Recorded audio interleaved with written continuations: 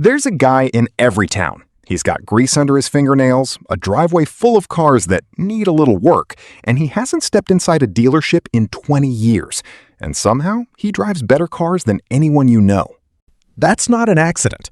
The people who truly understand cars, not just drive them, but understand them, have figured out something the rest of the world hasn't. And once you see it, you cannot unsee it. The entire new car industry is built on one thing: keeping you from figuring this out. Let's talk about what's really happening when you walk into a dealership. You walk in, the place smells like ambition and carpet cleaner, and someone in a pressed shirt starts talking about monthly payments. Notice that. Not total cost, monthly payments. Because if they can shrink the number small enough, your brain stops doing math. You stop asking how much the car actually costs. You start asking whether you can afford $499 a month. That's the first trick, and it works on millions of people every single year. The average new car in America now costs over $48,000. Let that number sit for a second. $48,000. And the moment you drive that car off the lot, it loses somewhere between 10 and 20% of its value. Not over years. That day. You sign, you drive, you've already lost $6,000, $7,000, maybe $8,000 before you've even merged onto the highway. Real gearheads know this. They've known it for decades, and that's exactly why they never play that game. But depreciation is just the surface. That's the part financial advisors talk about. What they don't talk about is what modern cars have become underneath the hood, and why that matters more than most people realize. Go look at a 1994 Toyota Land Cruiser. Open the hood. You can see everything. You can touch everything. You can understand everything happening in that engine bay with basic mechanical knowledge and a decent set of tools. Now open the hood of a 2024 version of almost any vehicle. What you'll find is a plastic engine cover hiding a maze of sensors, modules, electronic control units, and software systems that require a dealer's proprietary diagnostic computer just to read a fault code. You can't fix it in your driveway. You can't even understand what's wrong without paying someone $150 an hour to plug in a machine. Modern cars aren't built for owners. They're built for service departments. That's not a conspiracy theory. That's a business model. When your car requires specialized tools and manufacturer-locked software to repair, you have one option: go back to the dealer. Every single time, for the life of the vehicle. The car isn't just a product they sell you once. It's a subscription to their service bay disguised as personal transportation. A real gearhead doesn't want that relationship. They want a machine they own completely. Something they can diagnose, repair, modify, and understand without permission from a corporation. And here's where the used car math gets genuinely interesting. Take that $48,000 new vehicle. A gearhead looks at a 3 or 4-year-old version of something comparable, same reliability, same performance, same daily driving experience, for maybe $22,000. The depreciation cliff has already happened. Someone else took that hit. Now the gearhead buys it at the bottom of that curve, drives it for years, maintains it themselves, and sells it for close to what they paid, sometimes more. They're not losing money on transportation. They're almost breaking even. Some of them actually profit.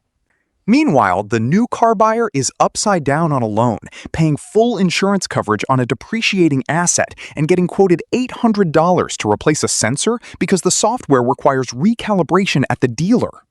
But here's something that doesn't get talked about enough: the emotional side of this. There's something that happens when you work on your own car. When you pull an engine, rebuild a carburetor, sort out a suspension problem with your own hands, you develop a relationship with that machine. You know every sound it makes. You know why it makes them. When something changes, you hear it instantly because you know the baseline. That intimacy makes you a better driver. It makes you safer on the road. And it gives you something that no new car with a touchscreen and a heated steering wheel can ever give you: the feeling that you actually earned your relationship with that vehicle. New cars are appliances, and there's nothing wrong with appliances.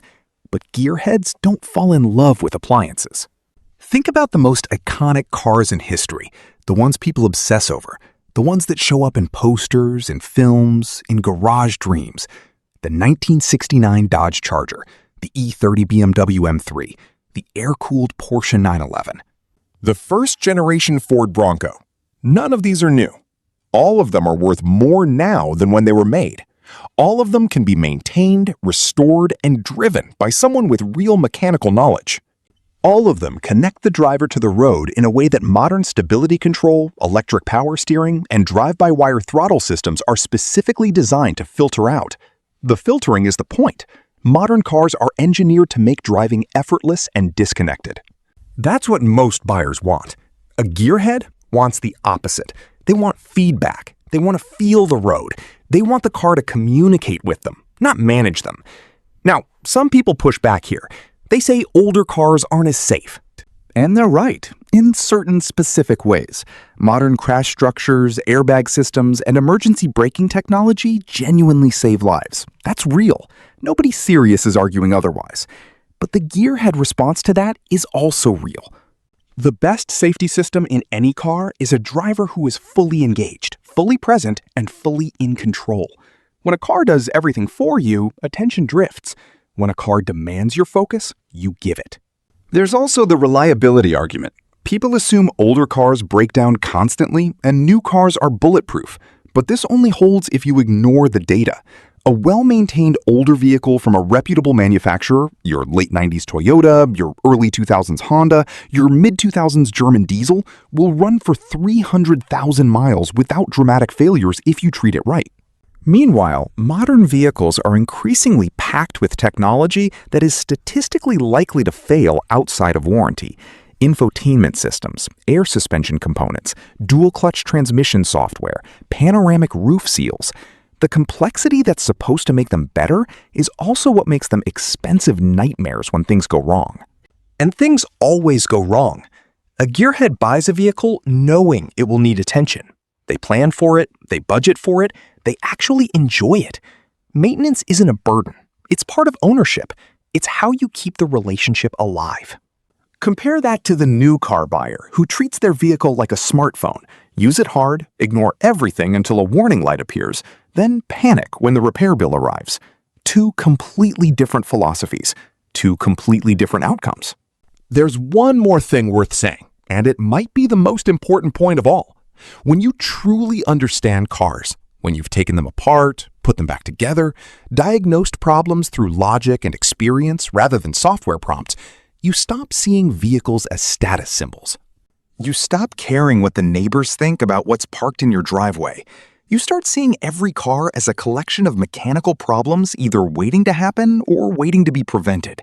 And that perspective is freedom. Pure, complete, financial, and mechanical freedom. The gearhead isn't driving a beater because they can't afford new. Most of them could. They're driving what they drive because they've done the math. They understand the machines, and they refuse to pay a premium for the privilege of understanding less. The new car sitting in the showroom is impressive. It really is. The screens are beautiful, the ride is smooth, and the financing looks manageable. But somewhere across town, a gearhead just bought a car for $8,000. Fixed it for $2,000. And is driving something that will still be worth money in 30 years. The question was never whether they could afford new. The question was whether they respected themselves too much to buy one.